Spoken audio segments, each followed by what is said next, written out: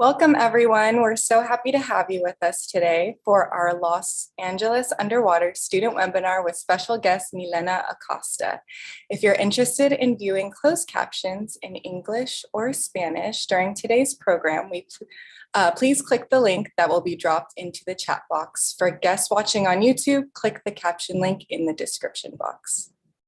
My name is Julie, and I work with the education team at the Natural History Museum. I'm joined today by a special guest who we'll learn more about in a moment, but I also have some helpers from our education department who will be assisting behind the scenes. Thanks, team. We'll be together today for about 45 minutes. After our guest is done sharing, we're going to answer some of your questions about their presentation. Now, this might be a different format of Zoom than some of our students joining today are used to. You won't see any of your classmates, your teacher, or any of the other people watching this program today. We can't see or hear you. You'll only be able to see and hear us. Since we can't actually see one another, I do want to take a moment to shout out to students joining us from all of the schools today. Thank you so much for being here. Since we can't see any of you and you can only see us right now, we're going to use the chat function to ask questions during the presentation. Our friends watching on Zoom can click on the chat box to type in a question that we'll answer at the end of the presentation. Type your question directly into the chat for us to see it. Your question will only be seen by the museum staff who are running the Zoom right now. The chat box is closed right now, but we'll open it up during the presentation. We ask that all of our friends joining us today only put questions or comments related to the presentation in the chat. This helps us make sure we can get through as many questions as possible to respect our panelists and our staff assisting with this program. We also ask that we use appropriate language in the chat. For folks not following our code of conduct may be asked to leave today's program. We'll try to get through as many questions as we can, but in case we don't get to answer your question today, I encourage you to record your ideas and you can learn more about what we're sharing today on your own. If you like, grab a piece of paper and a pencil so you can record your experience while you're watching. You can note down any of the questions you have or maybe a few facts you've learned.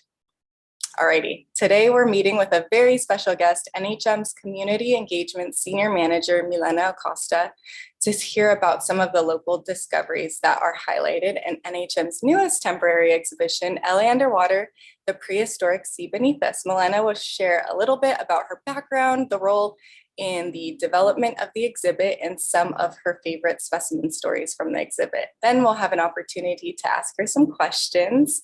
I'm going to let Milena take it away. Thanks, Milena. Thank you, Julie, and hello, everybody out there. Thanks so much for joining me today to talk a little bit about being a marine biologist and sharing the ocean with everybody and getting excited about the ocean. I hope that you all are excited about the ocean and learning a little bit more about it today because I'm excited to share with you a little bit about my journey into marine biology. So again, my name is Milena, and I'm really excited to hear all of your questions. I'll share my screen so that you could see a little bit about how I got started in marine biology. So this here, what you're looking at is a picture of me when I was about 5 years old. And I have loved the ocean for just as long. I grew up here in Los Angeles, and I grew up going to places like the LA Zoo. Maybe some of you have been there before. That's me and my sister staring at some zebras. And I loved animals from very early on, but I also loved the water. I grew up also going to places like Griffith Park, which was a favorite spot for me and my family. So here locally, getting out in nature. I didn't know I wanted to be a marine biologist when I was this young. I just knew I loved the animals and I loved the water. So when I got to go to school and go to college, I went to Loyola Marymount University, which is very close by. It's over by the airport, if you know where that is.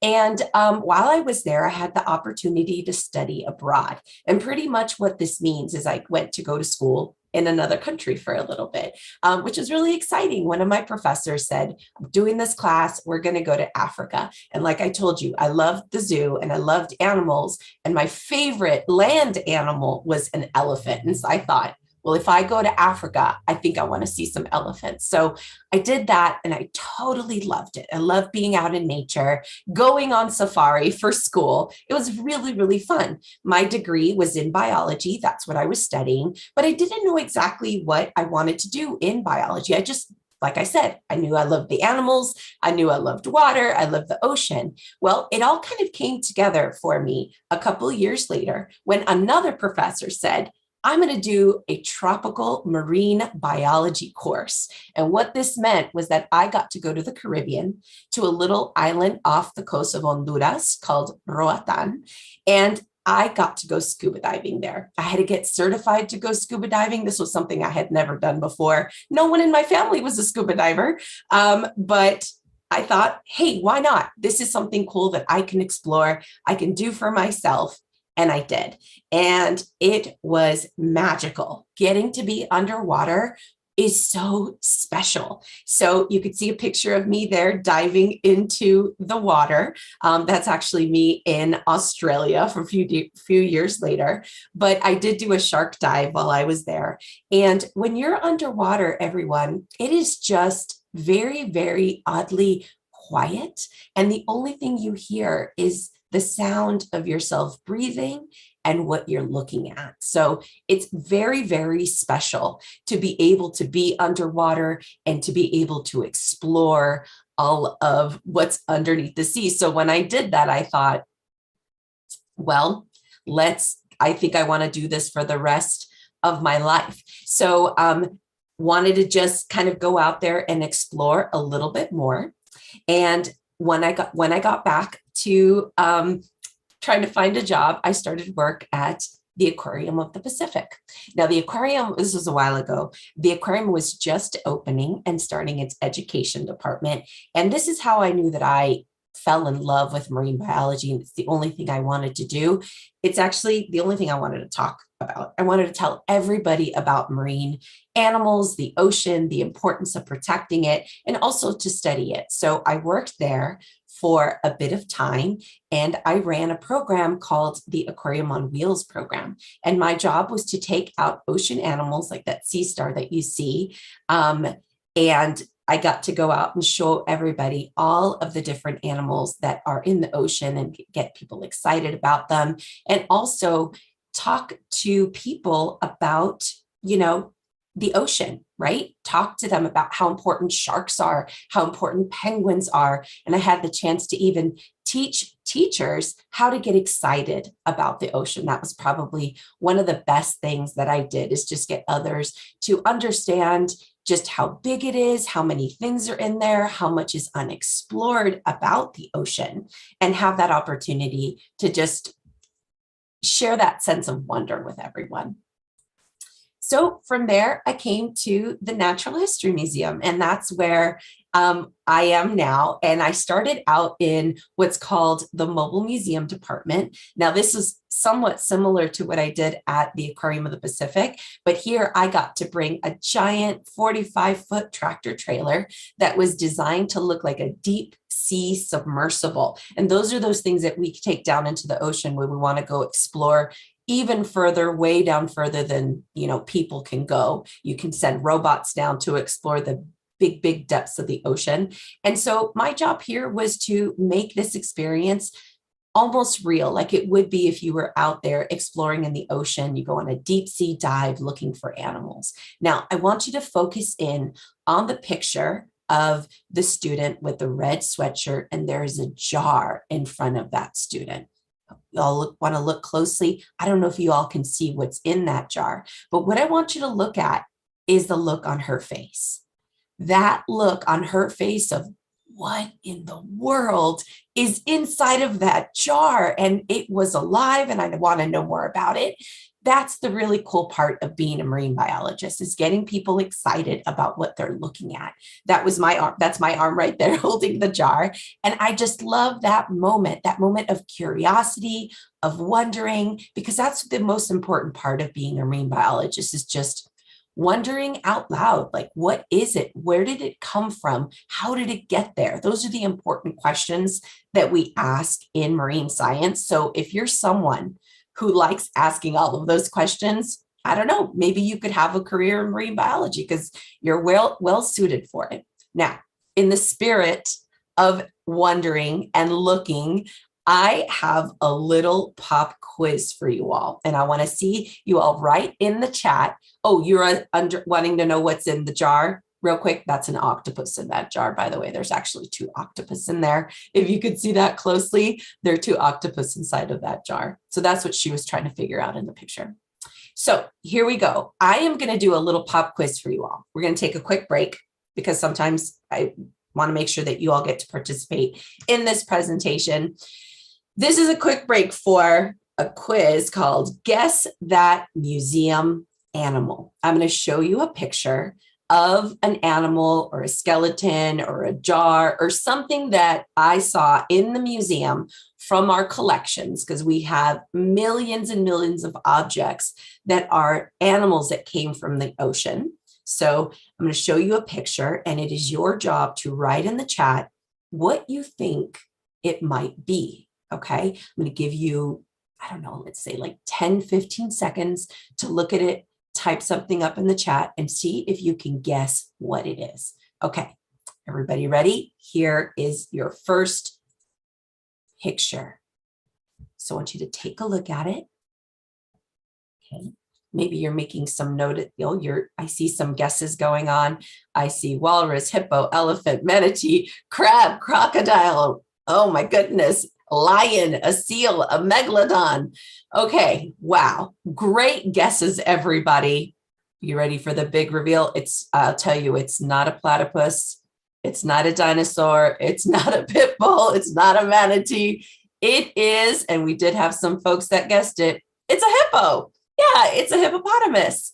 Excellent. I was down in one of our warehouses because we do have a lot of space outside of the museum where we keep some of the animals. And I walked past this drawer and I took a picture of this because it was impressive. Just to give you a comparison, this thing was, about 3 feet long. One of those tusks that you see there was about 10 inches long. It was really, really big. And so I was impressed by it. And this hippo actually came from an amusement park here in Southern California that had lived back in the 1950s. So a very long time ago, this hippo had lived a long, lovely life and educated many, and it died. And so when it came to us, the skeleton came to the Natural History Museum, and now we are able to use that skeleton, this skull that it has, in order to study it. So it's a really important part of, when you're thinking about where animals go, sometimes they come to the Natural History Museum and scientists get to take a look at it. Okay, wow, y'all did really great on that first mental break. So I'll just keep going and share a little bit more about me and the life of a marine biologist. Now, at the museum now, I finished my role in the mobile museums department. And what I do now for the museum is I'm the community engagement manager. And pretty much what that means is I get to share all of the amazing research, the amazing work that our scientists do with the community. And I work with community-based organizations. And what that means, it's like the nonprofits, the science, the community centers. Maybe you all go to a community center, like an after-school group or something. Those are the groups that I work with. And I work to create really amazing moments with the museum so that people know that the museum is for them. I work with groups like you see pictured here, Korean American Family Services. I work with them to do this program over at Alta Sea, and it was all about urban ocean exploration. But I also, I'm not just a marine biologist. I am a biologist too. So I know stuff about bugs. I know stuff about nature. And so I do things with other community groups, like a church I worked with once, and we went on a bug hunt together and we looked at nature outside together. So working at the museum is more than just marine biology, because we have so many different sciences that are represented at the museum, which makes it pretty fun because there's always something new and interesting to look at. Like some of the taxidermied animals that you see in this picture. That's a bobcat in the picture that you can see in and around hiking trails all over Los Angeles. And these kids at the church were really excited to see the bobcat because It's a real bobcat. It's just the insides aren't real anymore, right? It's been taxidermied. So if you know that word, we take all the inside bits out and we stuff it kind of like a teddy bear, and we put wires and foam inside, and we shape it, and we put fake eyeballs in there, so that it looks like it did when it was alive. That's one of the ways that we're able to show people just how these animals' behaviors were when they were alive, which makes it pretty cool. Okay. So a little bit more about the work that I do. I also get to do fun stuff outside of the museum, but sometimes inside of the museum. There's lots of families that I work with that are new to nature. Maybe they're a little bit afraid of going into the ocean, or maybe they're afraid of going hiking because they just don't know where to hike or where to go camping. So we did a camp out at the nature gardens in the museum. Sometimes we have our gardens available for things like this and get like a little introduction to camping that allows you to kind of dip your toe or get started in exploring nature, but you do it in a nice, safe place like the Natural History Museum. Still get to go on a nature hike. It's just inside of our 2 acres of land, but it makes it very, very fun. So I do this with lots of different types of community groups. Like I mentioned, Korean American Family Services, Latino Outdoors, and we also had Black Girls Trekking as part of this group. So lots of different kinds of communities that are trying to get comfortable with nature. All right, so we also do a lot of work with getting out into the community at different events. So say there's a big event going on celebrating science, we're there, or we take sometimes our big dinosaur puppets out into the community, and I support the team that does that, helping coordinate all of those kinds of events. And we also work with communities that have been here, the first communities that have been here, like the Native peoples of Southern California, like the Fernandino Tataviam Band of Mission Indians, and doing an acorn harvest with them. So lots of different kinds of things that happen in and around the city. I'm there for it and to support the museum as we go outside and explore a little bit more of what's out there. Now, trying to make sure the museum feels like it's for everybody is also part of my work. So I happen to be a Spanish speaker. Hola. And as a Spanish speaker, I get to represent my community on a Spanish language TV. So that's a really important part of my job.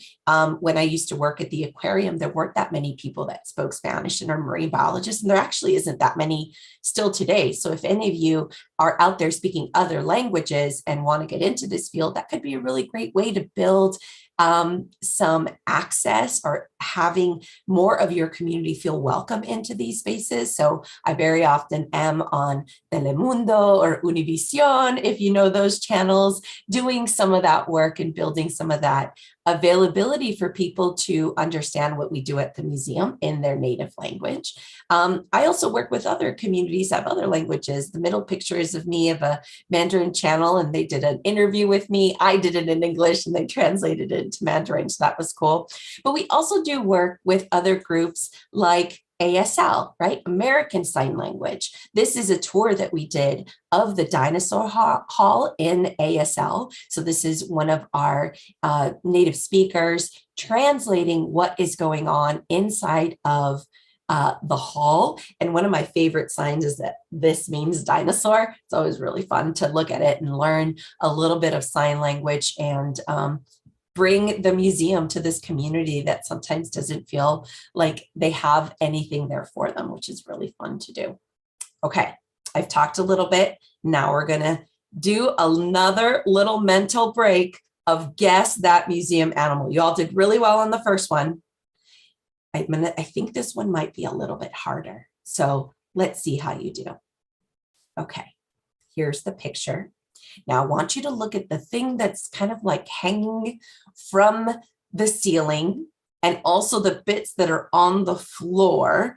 I see elephant, whale guesses, dinosaur, squid, elephants. Nice. Okay. Now I'll give you a hint as to how big this thing is. Maybe you'll look at the size of the trash cans that are there. Those trash cans are about 3.5, maybe 4 feet high. So this thing that's kind of dangling from the ceiling is really, really big. Okay. See lots of guesses. Octopus guesses, some sort of predator, folks are saying, a giraffe, maybe. Okay, wow, excellent. I see some whale, blue whale. dinosaur, an extinct something, a gorilla. I love it. Wow, these are amazing guesses. It's not a dog. Good guess, though. It's much bigger than a dog. I see orca whale. Okay, I'm going to give you one more second. So me, question mark, it's not a person. It's not a human. Okay, so the answer is, this is the biggest, I'll give you a hint, the biggest animal that has ever lived on our planet. It is the blue whale. A few of you got that. Excellent work. What you're seeing hanging that looks like it's got two big eyeballs and a weird kind of face hanging down, that's actually its skull. That is the skull of the blue whale. The thing that you see at the bottom, those are its ribs. Now its ribs are, it's taller than me, probably 5 or 6 feet long. It's really, really impressive. I'm a pretty short person, so it's not that big of a deal to be longer as a rib bone, but these are the biggest animals that have ever lived on the planet, and they actually cruise right by Southern California on their way to feed in the summer. This summer coming up, you could probably see some blue whales if you ever go on a whale watching trip. Now, the biggest blue whale ever was about 110 feet long. That's like, I think if you can picture 3 school buses all parked together, that's about the size of the blue whale. So if you go to school at a school, you have school buses come through. Next time you're outside, take a look at 3 school buses are all parked together. That's about the size of a blue whale. It's an impressive giant animal, and it eats a whole lot of food in order to stay alive. All right, excellent job, everybody. So we'll move on to tell you a little bit about my work with LA Underwater and how I got there. I wanted to tell you a quick story about this really amazing fish. We nicknamed her Spiny Baby Cakes. You'll see why in a little bit, but it was a Pacific football fish that washed up in Crystal Cove State Beach down in Orange County. And it is a fish that had this fishing pole on its head. You may have recognized the name, like an angler fish. Maybe you saw that in Finding Nemo when they go down in the deep.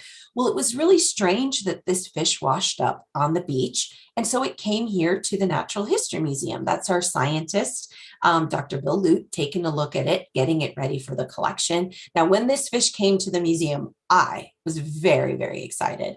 It was kind of a scary looking fish, but it's like scary cool, because I took a little selfie with it, because you just have to. This is a one-in-a-kind fish that washed up, and it was a female fish, so she was in perfect condition. We couldn't tell what happened to her, how she died, but she lives way, way down in the deep. And this was kind of a one-in-a-lifetime moment where people needed to learn about what was going on. So I helped the museum write exactly what it was that had happened with this fish. And we made an exhibition, and we put her out. Again, Spiny Baby Cakes was her name, but Pacific football fish on exhibition so that people could see it. So that was one of my really interesting parts of this job, is that, yes, I get to communicate and talk to people about marine biology, but I also have the opportunity to write a little bit about exhibitions and help people learn a little bit about these strange creatures that sometimes wash up onto the beach. This is how I got involved with the LA Underwater exhibition, the Prehistoric Sea Beneath Us. Is I ran a program, when I told you before, I was with the Mobile Museum Department, all about how LA used to be underwater. When we would go out to schools and do these presentations, I would give students a fossil. That's the kind of gray thing you see in that hand that's holding right in the middle of the picture. And then I would ask students to try and figure out what kinds of animals were like this fossil that you look at. It's like kind of like a comparison. So when we built the exhibition and did all of this, we really tried to make sure that journey of students, like how people learn, was how the exhibition was laid out. So I got to be what's called a content advisor. I got to help them kind of look at and think about how we communicate this type of science. So we had to answer that question, like, what is a fossil? Most people know that it's some sort of evidence of prehistoric life, but we wanted to make sure we explain that. And all of the fossils that are in this exhibition, they come from Los Angeles. So they come from all over Los Angeles. Maybe some of the fossils that are in here come from your neighborhood. I don't know, you're going to have to come and check it out and see if you can find something that comes from your neighborhood. Now, I also got to help with advising on some of the things that go into the exhibition, like some of this animation. Fossils, they're animals that aren't alive anymore. So what we try to do at the museum is try to help you understand what it was like when it was alive. So we worked with a bunch of paleo artists. There was a big team that did this. And, I was there for the development process and help support where I could. And so designing this amazing, mammal, this walrus that's no longer alive anymore, like what does it look like? What does a kelp forest look like in an animation? That's all of the type of work that we did as a team. And I was there to help support when they needed me. Makes it really, really fun to be a marine biologist and have to think about marine paleontology. So marine paleontology is the study of the animals that lived a long, long time ago, right? So you probably know that word, paleontologist. So that's a little bit of what happens when we're developing the exhibition. But part of what I did this whole exhibition was all about how anybody can find a fossil. You all could find a fossil because if you are in Los Angeles right now or in Orange County right now, where you are was probably underwater 5 to 23 million years ago. And that's what the exhibit tries to tell you. And the reason we know this is because of people. People have found fossils in LA that tell us a little bit more about them. So I built a space where people can actually ask those questions. Like, if I found a fossil, what do I do with it? One of our scientists can explain. What exactly are fossils? Another scientist explains. You see a QR code on the page there? You can actually scan that and you can have that opportunity to go through the process of science and figure out what it is that I need to do in order to figure out what this thing is that I found. Maybe you find something that looks like a tooth, I don't know, that you found digging in your backyard. Well, you go through the process of science, and if you still need help identifying it, you can actually contact the Natural History Museum and you can figure out exactly what it is. Where did it come from? And maybe we can help you with that. That's part of the work that we do in this exhibition, but also all year long. People contact us all the time in order to help figure out exactly what it is. Now, you might be asking yourself, well, cool, if I found something, can I give it to the Natural History Museum? Maybe. I'm not sure. That's part of the whole process. So you could look us up and you could say, hey, I found something, enter in all that information, and you can talk to one of our scientists about what you found. So for example, the picture that you see looks familiar. Maybe that's another whale skeleton.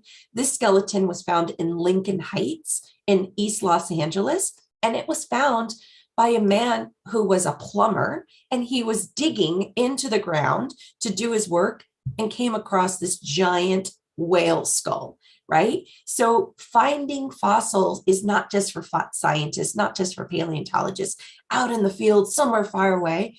It also happens right here in Los Angeles. And so that's what's really special about this exhibition. So I'll tell you a story about a couple. This happened a very long time ago, but this is to kind of give you an example here. Now, this is a skeleton of a strange seal. It's called a Corson strange seal. And there was a couple who was digging up their garden down in Palos Verdes, it's called down south. And they were trying to just build their garden. And they came across these bones here. They were just like, what in the world is this? And so they contacted the Natural History Museum, and we found out it's a type of seal. It's an extinct seal that doesn't alive anymore. And they were able to donate it to the Natural History Museum. It's the only seal of its kind that we've ever found. And this was done by people, right? We collect fossils, we collect things that are in and around our area because that's what helps us understand what our world was like, and it helps us understand the animals that are still alive today. It's a very important part of the Natural History Museum, also an important part of the Los Angeles Underwater Exhibition.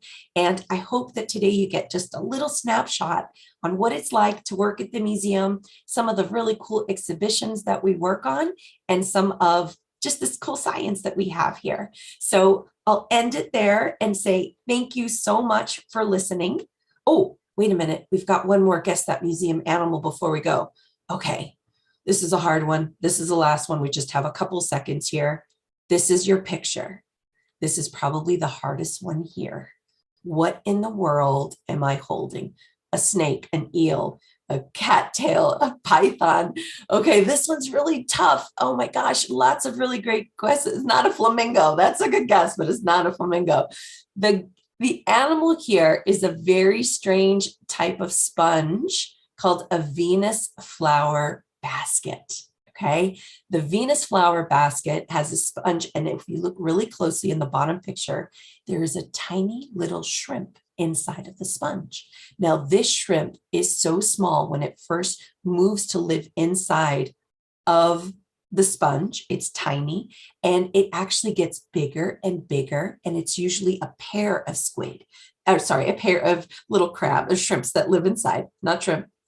Sorry, it's a shrimp, not a crab, that lives inside. Two little shrimp live inside of this thing, and they grow up and they actually get to be so big that they can never leave out the little holes of the sponge. So they live in there trapped forever, a pair, usually a male and a female, and they make other little teeny tiny shrimps, and they also escape and go find other sponges to live in. But this little space is kind of like a till death do us part. They live in there for their whole lives until they die, until another thing comes in. So if you look at where the hand is, you see a little shadow at the bottom of the skeleton. Those are the two little skeletons of the shrimp that used to live inside of that Venus flower basket.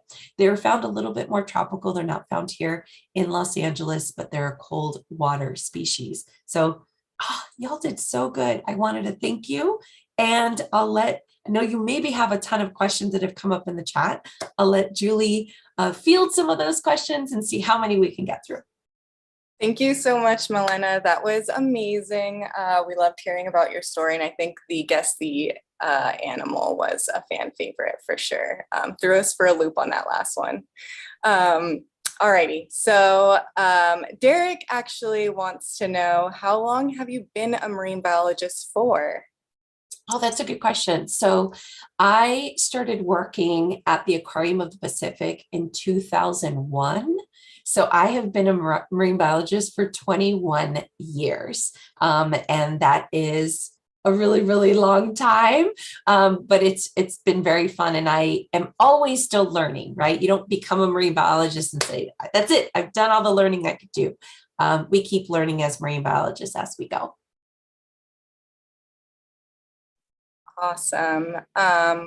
Okay, I'm going to practice my Spanish on this one because it was asked in Spanish. Chelly, ¿de dónde hayan los animales que hayan? Where do you find the animals that you have at the museum? Yeah, that's a really good question, Chelly. They're all over the world, right? So some animals are collected like in the LA underwater exhibition. Those were all found here in Los Angeles. Some of them are found off of our coast in the Pacific. The ocean animals come from all of the different oceans around the world, and the seas and lakes and rivers even. But for the rest of the collections that are paleontology and everything else, I mean, I think that we probably have something from every country or continent around the world. Awesome. So many specimens at the museum, y'all. 35 million. That's a lot. Yeah. And so kind of a little bit close to that question, folks are wondering about some of the kinds of specimens we have. And Saori is wondering, are there jellyfish at the museum? Ooh, that's a really good question. So jellyfish belong to a family of a group of animals called cnidarians, and that's kind of a hard word, but cnidarians are all of the animals in the ocean that have like some sort of stinging cells. So jellyfish, as you probably have heard, like if it touches you, it'll sting you. Relatives of them are also like corals as well. They have stinging cells as well. It's very difficult to keep a jellyfish preserved. Jellyfish are mostly made out of water. They're like over 90% water. They don't have a heart. They don't have a brain. They don't have much going on. And when we put them in jars with alcohol, those are kind of how the specimens are preserved. They tend to really kind of fall apart. Cnidarians and jellies are really hard to keep in a collection. We mostly have a lot of corals in the collection, which are kind of like the cousins of jellies. I'm not sure if we have, I'm sure maybe have a couple, but I've never seen them. We'd have to ask the collections managers about that. But I know that they're very difficult to keep in museums. They're better to be kept alive, and you can maybe see them at an aquarium or out in the ocean. Great question. And then Mateo was also wondering, do you have shark skeletons at the museum? Yes, we have sharks. I was just looking at a shark skeleton 2 days ago. That's a great question. Shark skeletons are a little bit different, right? Because sharks actually don't have bones in their body, or their skeleton is not really made out of bones like you or I. Their skeleton is made out of cartilage. Yeah, Julie's wiggling her ear there, or maybe you touch the tip of your nose. It's kind of squishier, right? Versus up here that's hard like bone, and here it's squishy. So making fossils out of those can be a little difficult, but we do in our ichthyology collection have, and that's our fishes collection, for y'all to know. We do have some shark skeletons, and it's the cartilage, and it kind of looks like a regular skeleton backbone. It just looks, it's a little softer. It's a little bit different. Taking us back to maybe some of the work you've done, like working with live animals. We know you came from the aquarium. Ingrid wants to know, have you ever been bitten by an animal? Oh, yeah, but not bad. And not like in a scary way. That's a really good question, Ingrid. So in the aquarium on wheels, you saw me holding a big sea star in the picture. Well, right on the other tank were little baby sharks, and they were called swell sharks. Then they were tiny. They were like 7, 8 inches long. And I would have to feed them. So I'd cut up pieces of shrimp and squid and feed them, because I used to have to care for them. And they would sometimes get really excited and kind of grab onto my finger. So I could say I've been bitten by a shark, but I mean, look, I have all my fingers, I'm fine. But they feels more just like somebody else with little rough skin, just kind of grabbing onto you. Their teeth weren't very sharp. And they were teeny, teeny, tiny teeth. So it didn't hurt or anything. It just was like, yeah, I got bit by a shark. It's fine. It's just little, not all sharks have big, giant, spiky teeth like people think. Some of them have really smooth teeth, like stingrays are cousins of sharks. And, you know, I got clamped down by a few stingrays, but it doesn't hurt. Little exciting to say that you've been bitten by a shark, though. I guess so, and survived it. Yeah. Yeah. Alrighty. So some folks are also wondering about some of your past, when you mentioned you traveled to Africa. Yeah. One of the students is wondering, which country in particular did you go to? That's a good question. I don't think I said where. I went to South Africa and Botswana. So South Africa, we moved around a little bit, looking at different types of terrain down there. And then we went to Botswana. So we actually looked at hippos in a river over there, and elephants, and went out driving on safari, just looking for animals in the wild parks out there. So those two countries is what I visited when I was there studying abroad. That sounds awesome. Would love to go on a safari one day. Everybody should go on safari one day. Okay. Some folks are asking about your scuba diving experience as well. So Zealand wants to know, when you were in Honduras, what did you see while you were scuba diving there? So many things. That's such a good question. Scuba diving in Honduras was amazing. I would see lots of corals, right? Corals are technically animals. They're alive. They just look like lumpy, cool rocks. But I mean, sharks, eels, turtles, octopus. I think the only thing I didn't see was probably like a whale while I was there. There was rumors of whale sharks in the area, but I didn't get to see them. But just squid, I mean, you name it. We saw tons of fishes out there, teeny tiny little crabs, It was everything. The one dive that I did on purpose was to go on the shark dive because I really wanted to see sharks. So I went down and did that shark dive. And that was really fun. They were pretty far away from me, and they were great tip reef sharks. They were probably about like 11, 12 feet long. So that's more than twice my height. So they were pretty big, and I wasn't scared to be in the water with them. Sharks are usually in the water as long as you're not threatening them. I think we're in a pretty good situation. So lots of things. So amazing. Speaking of big animals, Andrew wants to know, taking us back to that big blue whale, how much do they need to eat to survive?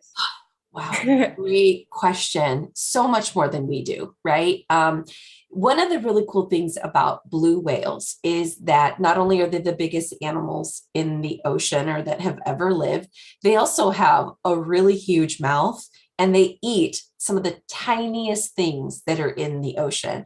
Now, if you've ever watched SpongeBob SquarePants, you probably know there's a character on there named Plankton, and that is exactly what blue whales eat. They eat planktonic animals, specifically this type of shrimp called krill.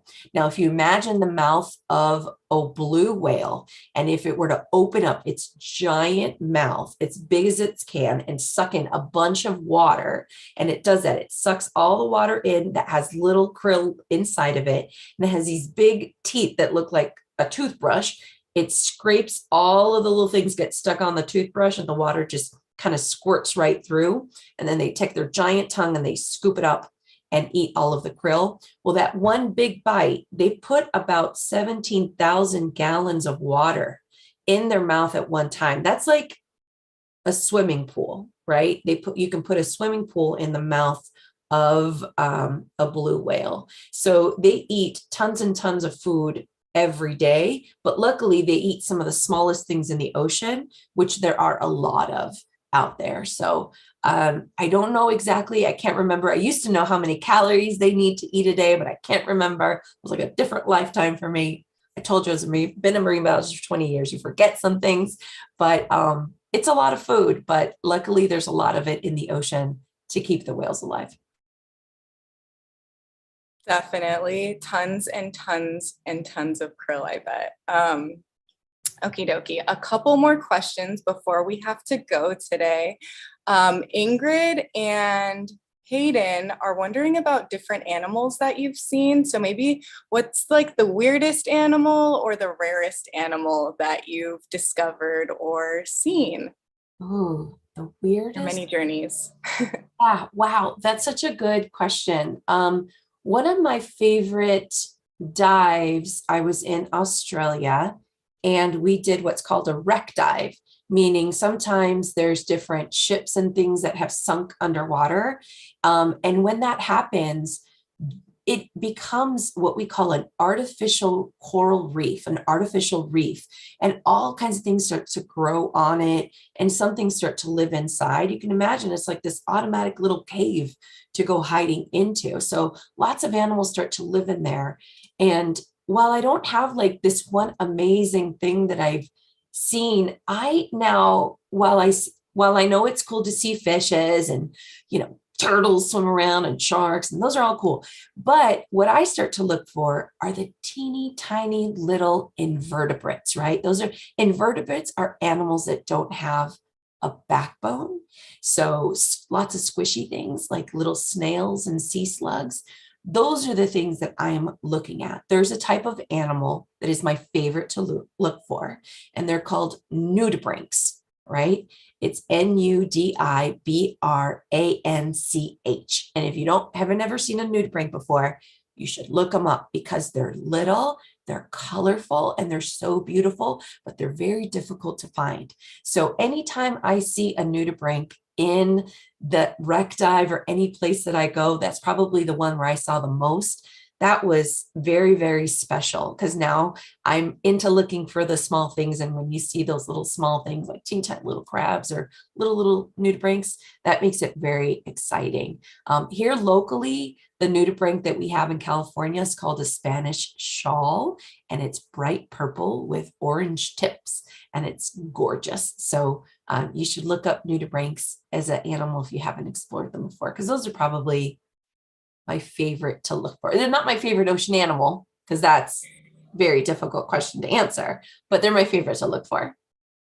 Those are definitely my favorite also. Maybe my favorite ocean animal, but there's so many. They are really beautiful if you all ever have a chance to look. Okay, I'm going to leave us at that.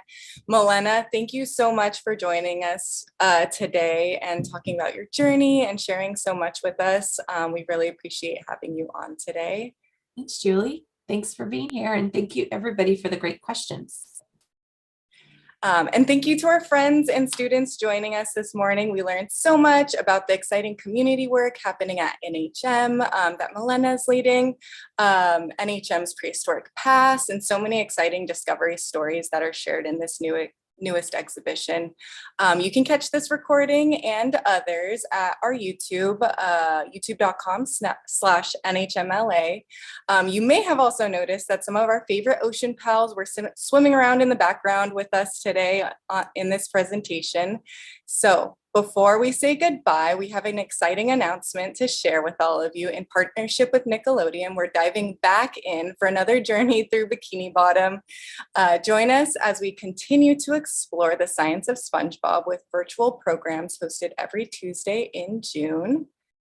Inspired by the fossils in our LA Underwater exhibit all month long, our educators will be discussing the connections between your favorite Bikini Bottom characters and their real world ancestors. So save the date for Tuesday, June 7th at 11 a.m. when we'll kick things off with Dr. Matt Davis, one of the designers of the LA Underwater exhibit. And stay tuned for more Science of SpongeBob programs, activities, and more available at nhm.org/SpongeBob. Thank you so much and see you soon.